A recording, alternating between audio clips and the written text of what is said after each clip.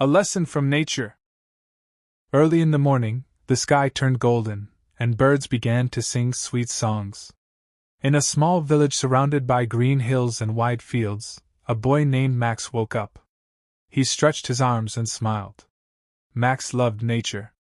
He loved watching the birds, listening to the wind, and feeling the sun on his skin. Every morning, before doing his chores, Max would take a walk in the forest near his home. Max was 12 years old. He was kind and curious. He always asked questions about everything he saw. His grandfather, who used to be a farmer and a forest guide, taught Max many things about plants, animals, and how nature worked together in balance. Max loved hearing those stories and learning how everything in nature had a purpose. One day, while walking through the forest, Max noticed something different. A group of ants was moving in a line, carrying food back to their nest. Normally, this would be fun to watch. But this time, Max saw something special. One ant had fallen and was struggling to carry a piece of leaf. The other ants didn't ignore it. Instead, two ants returned, lifted the leaf together, and helped the struggling ant. Max watched with wide eyes. He had never thought about how ants helped each other. He sat on a rock and whispered, "Even ants work together. That's amazing." Later that day, Max told his grandfather about the ants. The old man smiled and nodded. "That is the way of nature. Everything works in harmony. Birds fly together. Trees share sunlight. Rivers give water to plants. There is so much we can learn from nature." Max thought about that a lot. He started to observe more. He watched bees collecting nectar and dancing to show their hive where flowers were. He saw how trees grew tall without pushing others down. He noticed how birds warned each other when danger came.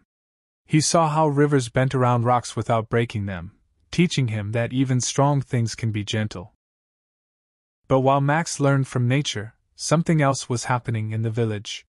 A group of workers from the city came and told the villagers they were going to build a big road through the forest. They said it would be faster for trucks and cars to come and go. Some villagers were happy. They thought it would bring money and visitors. But others were worried, including Max and his grandfather. The road would go through part of the forest where many animals lived. Trees would be cut down. Streams might get blocked. The peaceful balance of nature could be broken. Max wanted to do something. He talked to his friends. "We have to protect the forest," he said. "We learn so much from it. We can't just let it be destroyed." His friends agreed. They decided to talk to their teacher at school. The teacher listened and said, "If you want people to care, you have to show them why it matters." So Max and his friends made a plan. They took photos of the animals and plants. They made drawings and wrote short stories. They even recorded bird songs and the sound of running water. They created a small exhibition in the village meeting hall. They invited everyone to come and see it. At the top of the display was a big message. "Nature is our teacher. Let's listen before we lose it." They showed their work to the village chief and the workers from the city. At first, the workers didn't care much. But then, something surprising happened. One of the workers looked at a picture Max had taken of a baby deer drinking from the river. He stared at it for a long time. "I used to play in a forest like this when I was a boy," the man said quietly. "I forgot how beautiful it is." Max stepped forward. "We're not saying don't build the road," he said. "But maybe we can change the path. Maybe we can save part of the forest." The worker looked at the others. After some talking and thinking, they agreed to send a message back to the city. A few weeks later, the new plan arrived. The road would be built, but it would go around the forest instead of through it. Fewer trees would be cut, and animals would have space to live. The whole village was happy. Even those who wanted the road agreed that saving the forest was the right thing. Max and his friends felt proud. But more than anything, Max felt grateful. He looked at the ants, the trees, the birds, and the river, and he whispered, "Thank you for the lesson." That night, Max sat on the porch with his grandfather. The stars twinkled above them, and the sounds of frogs and crickets filled the air. "Grandpa," Max said, Do you think nature knows we're trying to help? His grandfather smiled and looked up at the sky. I think nature sees everything, Max. And I think it's already helping you grow into someone wise. Over the next few months, Max spent more time studying nature. He started writing a journal. In it, he wrote things like, "Today I saw a bird feed her chicks before she ate. She teaches me kindness. The wind moves through the trees without being seen.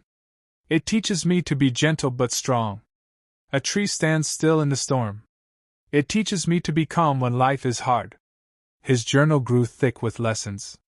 He even shared some pages with his classmates, who began keeping their own nature journals too. Soon, the school started a small program called Nature Days, where students would go outdoors to learn once a week. Max also began helping his grandfather grow trees from seeds. They planted them on empty land near the village. Some kids joined in, and soon a new garden began to grow, a garden that belonged to the whole community. People started calling it Max's garden. But Max said, "It's not mine.